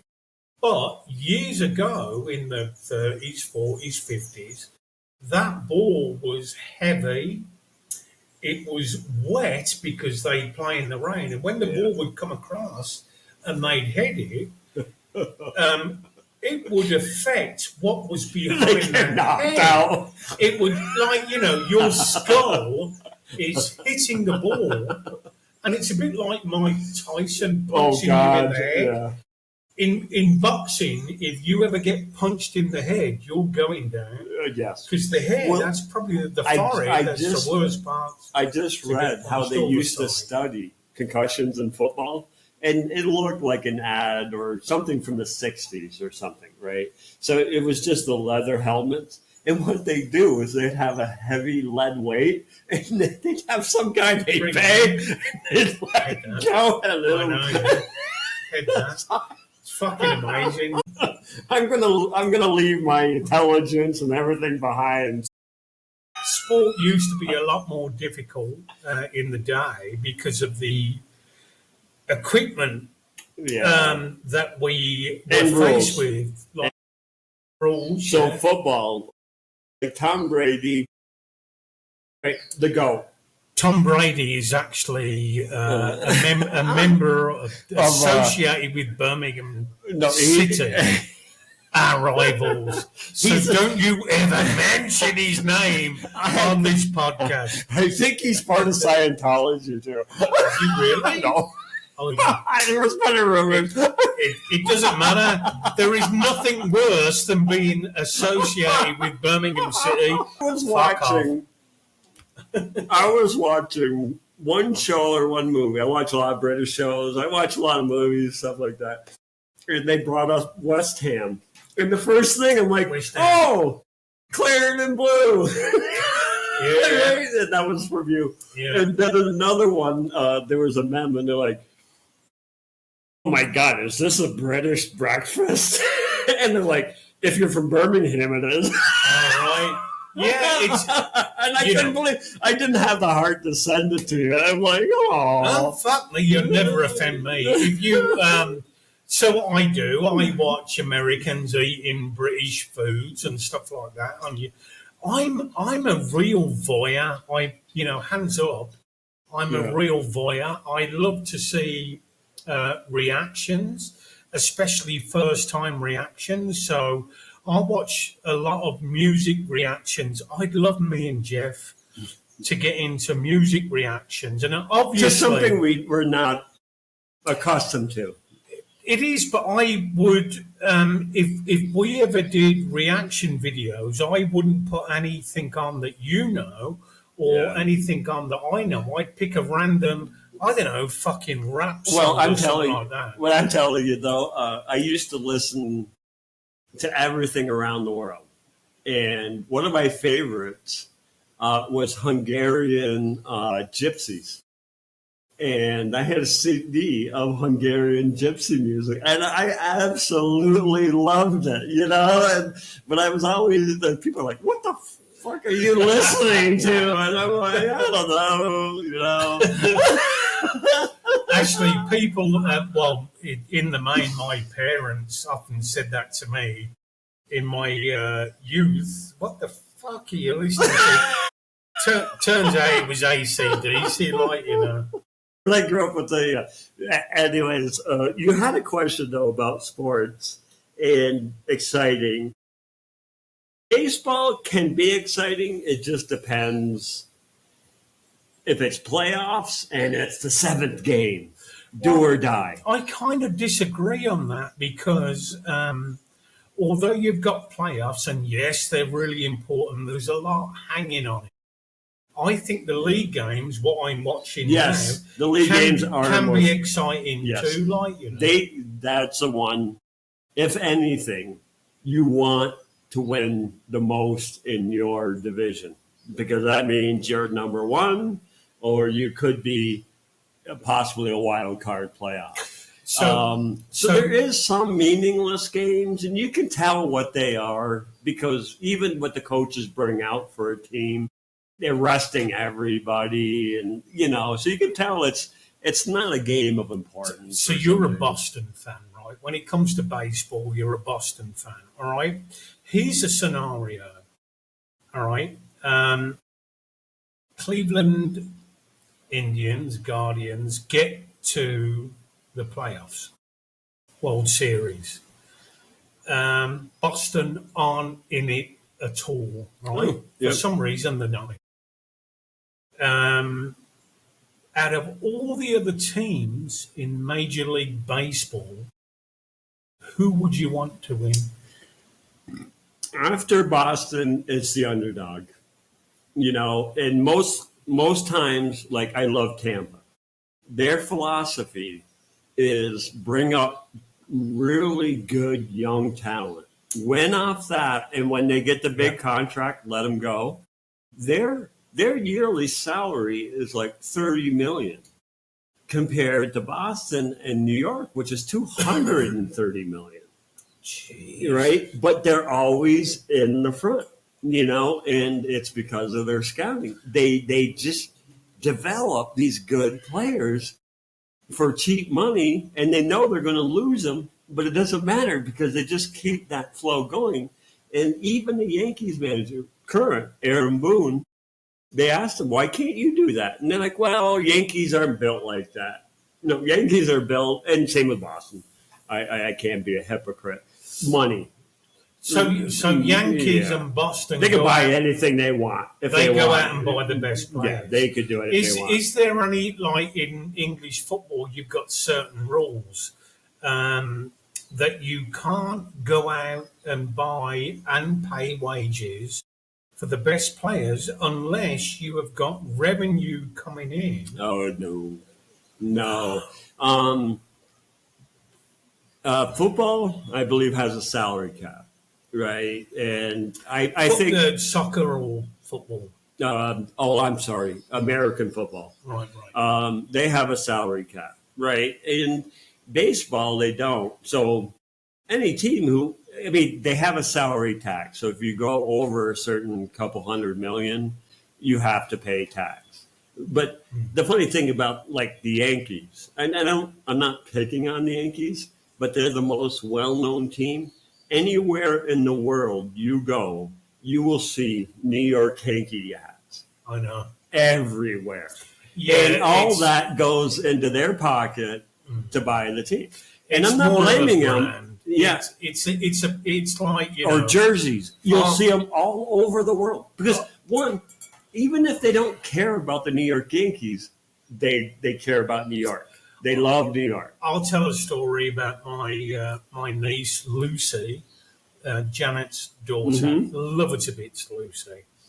And the one day I was living alone a few doors down from Janet. And I went round and Lucy had this AC/DC T-shirt on. And it was the logo. It was in glitter, silver glitter. And I went, fucking hell, Luce, AC/DC fair play. And she said, What the fuck? I don't know any of their songs. I just like the T-shirt, you know. You might have caught me spitting some shit out. You can leave that in. But that is the same with New York Yankees, Yes. because prior to me getting into baseball, most of the hats that I've seen has got the logo New York Yankees. It's like a Gucci, right? I mean, Right. it's It's like a Gucci. Yes. Yep. It's a Absolutely. brand. Now, Chrissy was sitting there the other day, and she said to me, "Well, do you want a jersey of like Cleveland?" And I must admit, I do like the button-up baseball jerseys that the fans I wear. did wear those, and I did Yeah. like them. Yeah. I do like them, and Yeah. I like the Cleveland Guardians. If I could get an Indians one, I could, but I like the Cleveland Guardians one. Oh, Because God. it- now they're worth a forfortune, I bet. Oh, You the know, Indians Jesus Christ. It's funny Yeah. because when we was at the game in Cleveland, I told you I sat outside before to watch the fans going by, and I did see not kids, but men Yeah. walking past with Indians on. Whether they were like, "Oh, I'm not going to take this bullshit," or whether it was like a little bit Tradition. like me. Tradition. Well, I've got a number of Aston Villa shirts, and I'll wear one depending on what I want to celebrate, Yeah. and Away or home, too. Right? away Yeah. and home and stuff like that, And you and- call them kits. You call them uniforms. Yeah, and you call them kits. When Chrissy first said to me, she first sat down, we were watching Villa play on the telly, and she said, "That's a nice uniform." And I'm like, Pardon moi? what the fuck are you talking about? They're not nurses. Or, you know what I mean?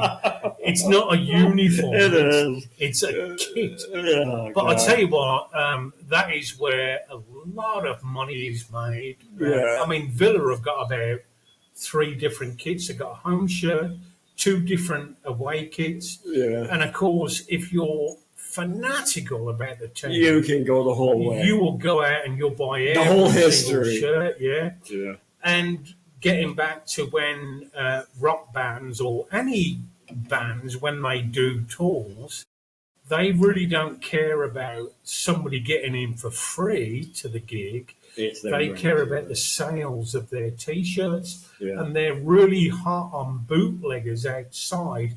And I saw them in Cleveland. Yeah. I'm walking down to the show at Cleveland, belly full of Guinness, I told you that. And there's guys there selling the glowing horns. So AC/DC concerts, you buy like horns similar to that, and you put them on, and they've got like devil horns, Yeah. and they just flash. Yeah. That's for like Of course, Angus. I've seen Angus when he does that. And I'll tell you a funny story after you're done. they were $15 inside the stadium. They were $25. They were obviously. Were they kickoffs or? They were very, very similar to what you would have brought inside. You may not the want to stadium. wash them. Hang them Yeah. on your wall or something. Yeah, yeah. Well, one time we And you might get brain cancer.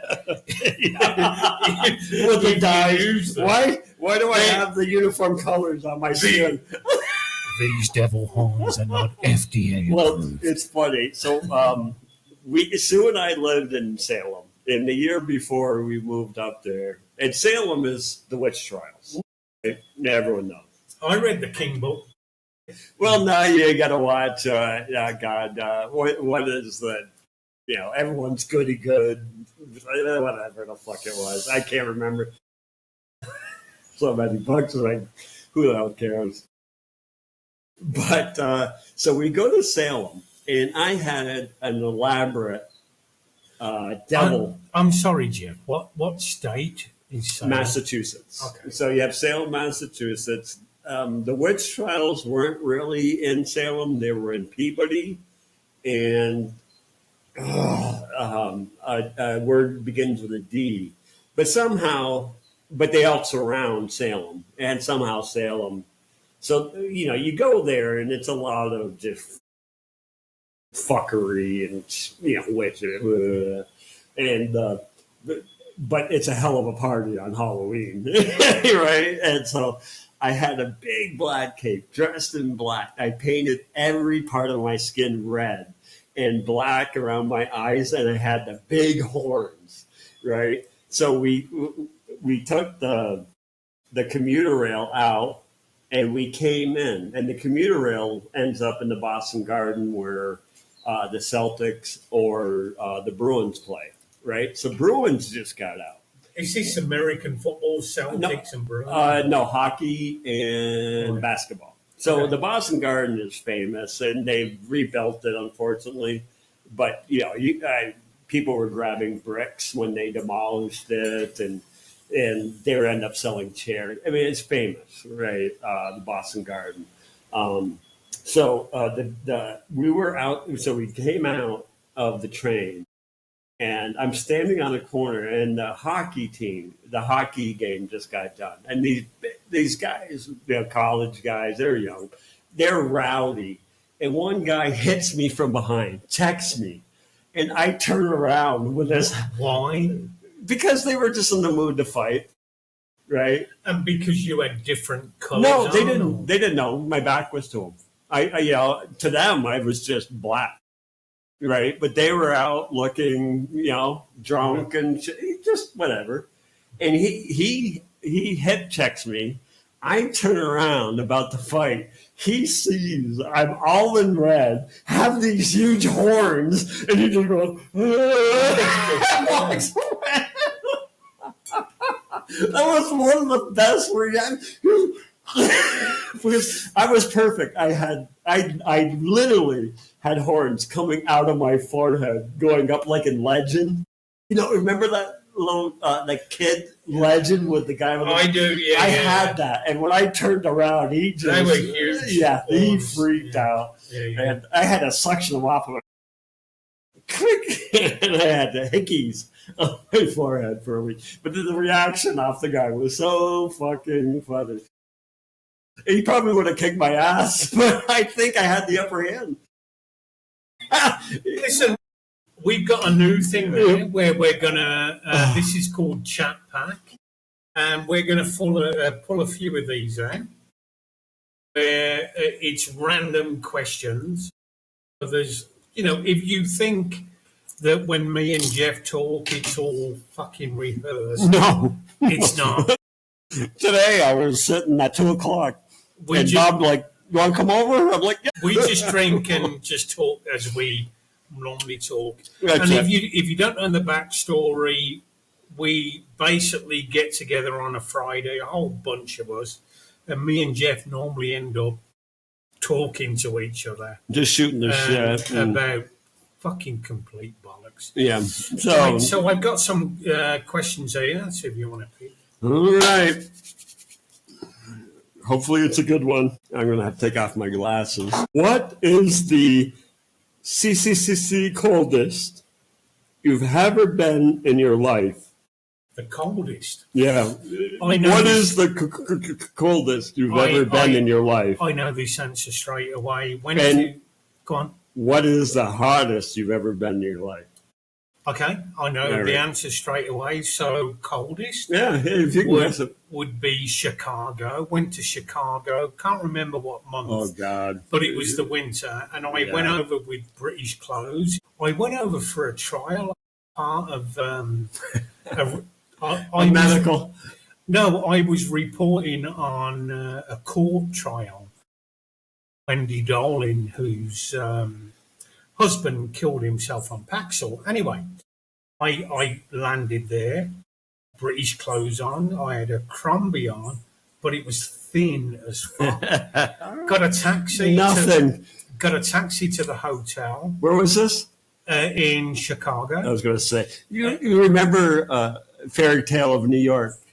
The Post. Pretty. It's the coldest motherfucking place, So anyway, got there, and Chrissy, her flight had been delayed.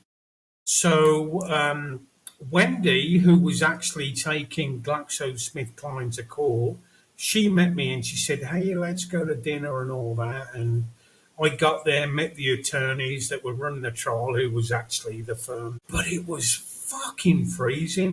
I remember landing in Chicago and it was an Airbnb, and I had to pick up the keys because Airbnb is not straightforward for tax reasons. Do you know they surf in the winter in Chicago off Lake Erie? I can believe it. But the waves are huge. So cold, Jeff. When I landed, I had to go to a bar, and the instructions I got: go to this. It was an Irish bar. Go to the bar, look outside. You will see bikes parked. Go to the purple bike, put this code in, and get the key out. Right. Then walk down here, left, right, and blah blah blah. And of course, it was so fucking cold. My fingers were blue. I had tears in my eyes, and there was 3 bikes in front of me. I'm looking for the purple bike. You couldn't. They were black, blue, and purple. I couldn't determine. And your hands are shaking, and you're trying to get the key in. I could not determine which one was fucking purple. I tried them all. This is why I don't live up where snow is. Anyway, eventually got it out and sort of that was the coldest. The hottest, I went to Darwin in Australia, which is the top end of Australia, and I was brutal. I was in the hotel with Aaron, my friend that I travelled with, and I thought I got to buy some postcards, like send them to the friends back home. And I brought some postcards, and the sweat was dripping out of me. And I came out. Isn't the world fantastic? Yeah, but I mean, you get to experience it's this great, shit.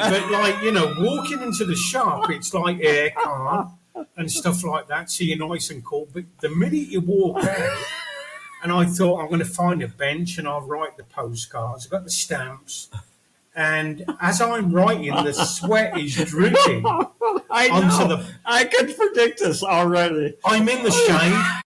I am in the shade. We're talking about fucking hell, 35 degrees. Yeah, that's like 100, 102. And that's normal. Every day. 9 divided by 5 plus 32. I can still remember the equation. Well, I lived up in the North Country of the United States. So, I mean, that coldest, I have an unfair advantage. One, I was working for Sue's family's pizzeria, and it was so cold out, the police said, no one on the streets, everyone stay home. But they knew the pizzeria's car, and they just left us alone. And Sue and her sister were working in the kitchen, nice and warm.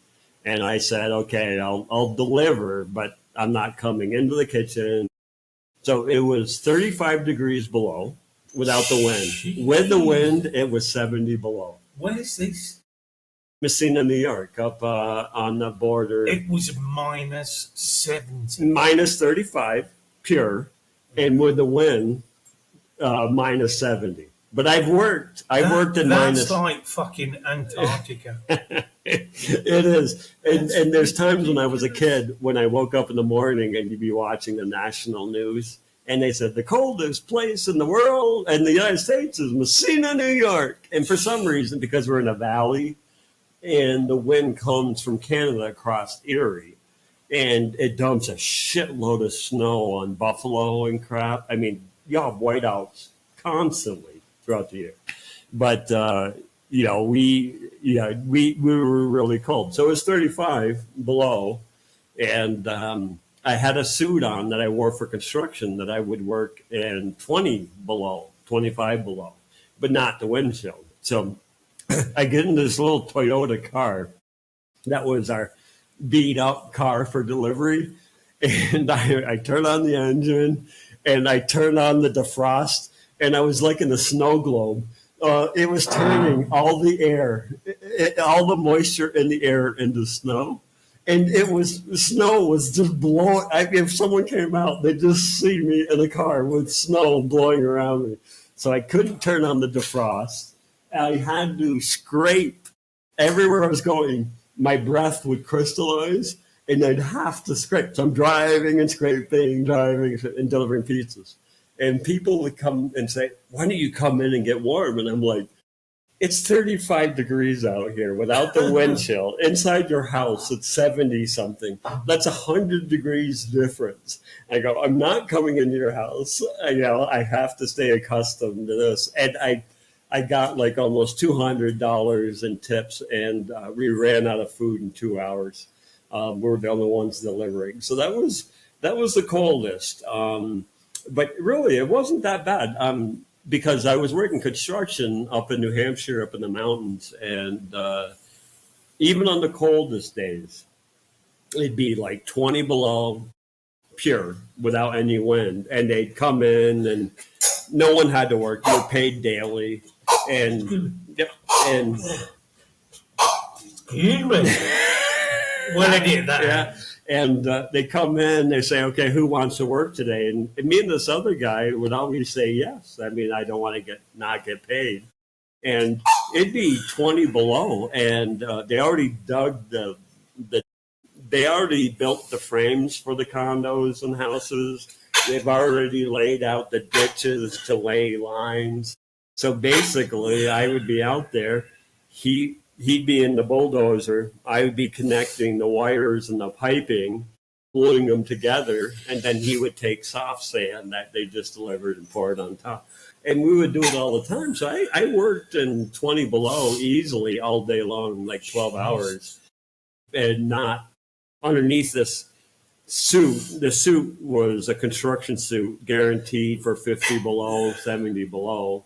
And then underneath I had flannel, a flannel shirt, and then another flannel shirt, long johns, jeans, double socks, So what about the warmest? So my sister taught Navajo Indians in Arizona on the Navajo reservation. She taught on the reservation. We had no running water that we could use potable, so we had to go to the wells in the desert and pump our own water.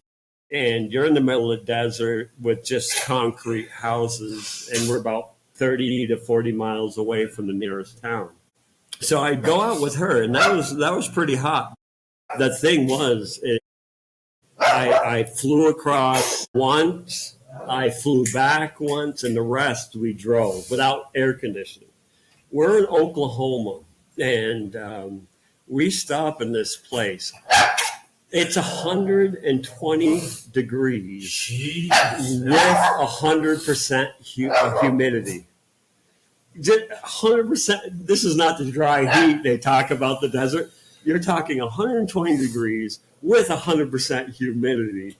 And we had no air conditioning. And just, it's pouring on you. So we're in this place. There's a bunch of cowboys who are working on a ranch nearby. Dusty, everything. They got that. I mean, they were just in a big round. They must do this every day. And we walked in, and they all looked at us like, who the hell are you? But they didn't, they were nice, and they didn't care. But they were at first like, what are you doing here? And I was about 100 feet from the door, and they had air conditioning. And my sister opens the door, and I just felt a wave of heat, and it just hit me in the face. And I went, oh my God, this is horrible. I'll never live here. Arizona was pretty hot, but nothing. It's the humidity with the heat. Did it get up? Yeah, in Phoenix, they could boil an egg, or they could fry an egg on the sidewalk in an hour or two. Yeah, it was 120, but it was dry, which made all the difference. It was still hot. As a kid growing up, I heard, a lot of my dad and my friends' dads would say, oh, we used to fry eggs on Land Rover Jeeps, during not lying. Certain words. No, they weren't lying. No. All right, so cut. Yep. No, one more question, because this is going to be a two-parter. It's a long one. And I'm going to put a question at each of the shows and take. So the next question, if your life were literally flashing before your eyes, what are 3 moments or scenes from your past that you would expect to stand out? It's hokey, but meeting Sue for the first time. I mean, of course, we've been together since we're 16, so she's had a tremendous effect on my life. All good. Sure. I could have gone a completely wrong direction. So meeting her and walking her home, carrying her school books and stuff, that's one of my favorite memories. 2, it was summer, and I just had this deja vu playing golf the other day with the guys. They were all lining up, and I'm just laying in the grass, laying back, and the cool wind was hitting me, and the grass was flowing. And it reminded me of a time with my friend John. We're summer vacation. Him and me were walking through the woods. Everything it's very hot, but there's a slight breeze with yellow flowers, and you could see the bees all just.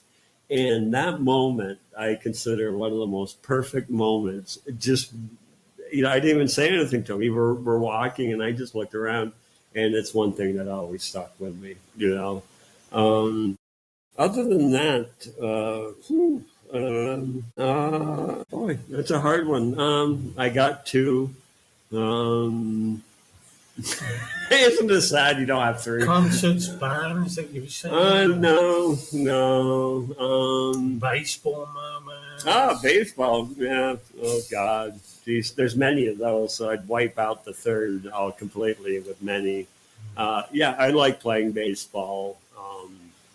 And just not, I was never competitive, but I just said, you're not going to beat me. And if you throw a ball and I recognize, like you said before, how do you recognize? And I could. When you're young and you have good eyesight, you see that those fingers flip and that ball curving. As soon as it leaves his hand, I could tell you. The trajectory. Yeah. Okay. So we're playing in the World Series for the Boston title, and we're down 1 game, and we're down 1 run, and it's bottom of the 9th on our home field, and this guy is throwing like high 80s, and with a really good slider, which I always had trouble with. And I'm sitting there. So the first guy strikes out, our big hitter. He strikes out. I get up, and I don't know how many strikes or balls. Doesn't matter. But he threw a curveball, and I could see it right as it left it. I could see his fingers coming over. I could see the curve, but I was expecting a slider or a fastball. So I hitched, but then I saw it, and I just sat there. And when it dropped in, I let loose, and it was a resounding single up this between. So this is where I say, when it's luck, sometimes it is, and sometimes, I read that ball. When I hitched, I had to literally sit there for like a second waiting for the ball. There's nothing more you want to let go. And I hitched, and when it fell, I just let go. The next guy drives me in. We tie it up. Next guy drives in, and we win the game for the next World Series. And in that game, I went 3 for 3 against the league's best hitter, a single, triple, and a double, almost a home run. And we lost against them. But he was pissed at me. He's like, "You're the motherfucker who got 3 hits off me." I'm like, "Yeah." So my 3 moments would be meeting Chrissy for the first time. Yeah, we kind of met online, and it wasn't a dating thing. It was because of the work that I did. I was reporting on parents that had lost their kids to suicide and stuff. And I had read a comment from Chrissy on a completely different website, and then she got in touch with me and said, "Hey, I just learned that you're the guy from England running this website. Here's my story." And then I typed back and said, "You seem well able to write. How would you like to just write a guest post and I can edit it and put it on the website?" And from that point, we started talking on the phone, and then I went to meet her in Virginia.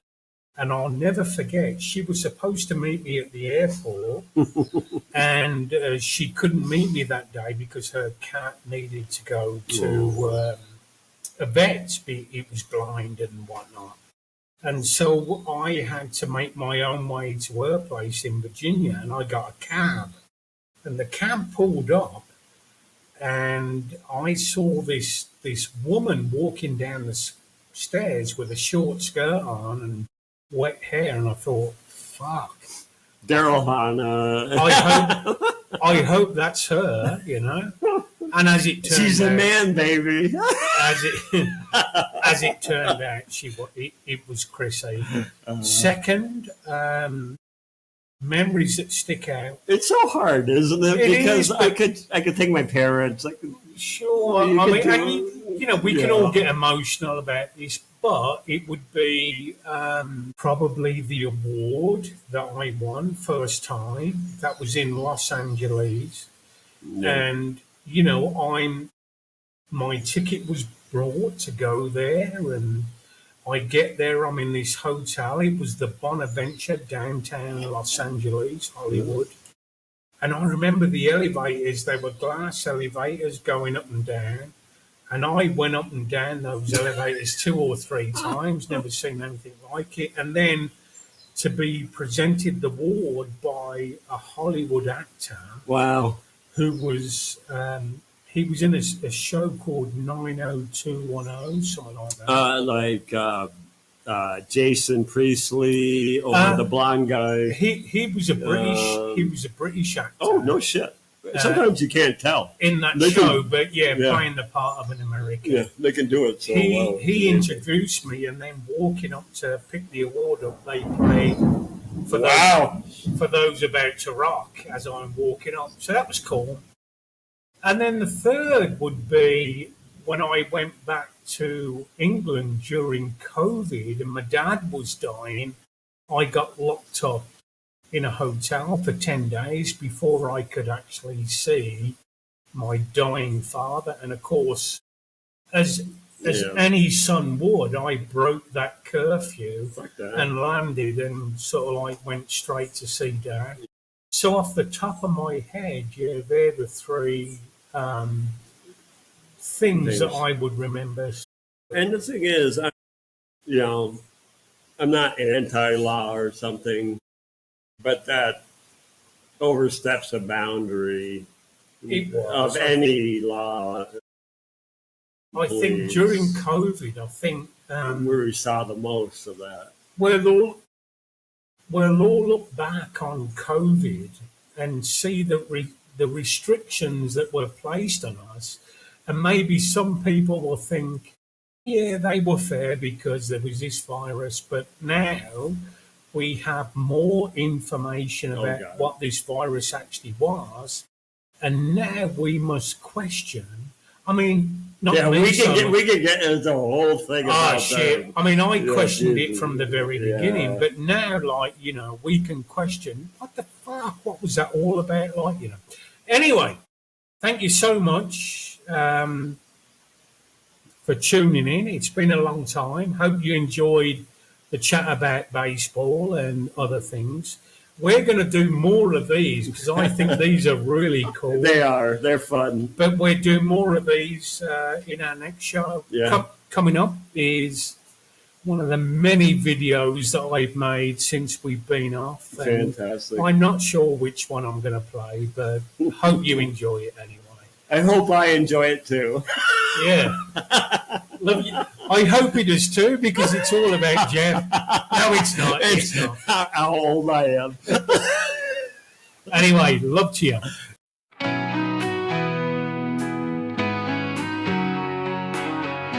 Somewhere there's a plane to catch, somewhere the clock is wrong in someone's head. Somewhere lies a well-constructed song. Somewhere there's an accident, 1 second it's all it takes. Somewhere there's a dodgy deal with poor designer fakes. Somewhere in the world tonight, a million stories live, a million take flight. Somewhere we all intertwine in this web of fate, lost in time.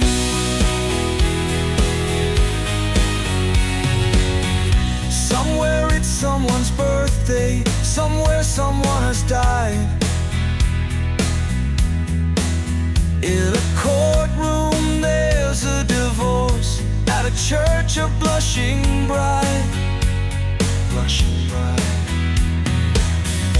Somewhere there's someone happy, elsewhere there's someone sad. Somewhere there's someone like you, a twin you never had. Somewhere in the world tonight, a million stories live, a million take flight. Somewhere we all intertwine in this web of fate, lost in time. And we keep searching for the answers in the dark, we reach for light. Through the chaos, through the wonder, somewhere we find what feels right. Laying light. Somewhere there's a stolen car, just waiting to be found.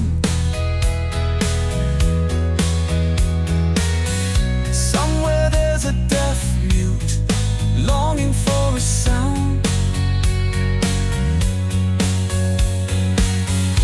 Somewhere there's cold starvation, somewhere there's greed and lust. Sometime we'll have a world leader that we can truly trust. Somewhere in the world tonight, a million stories live, a million take flight. Somewhere we all intertwine in this web of fate, lost in time. Somewhere in the universe, there's answers to be found.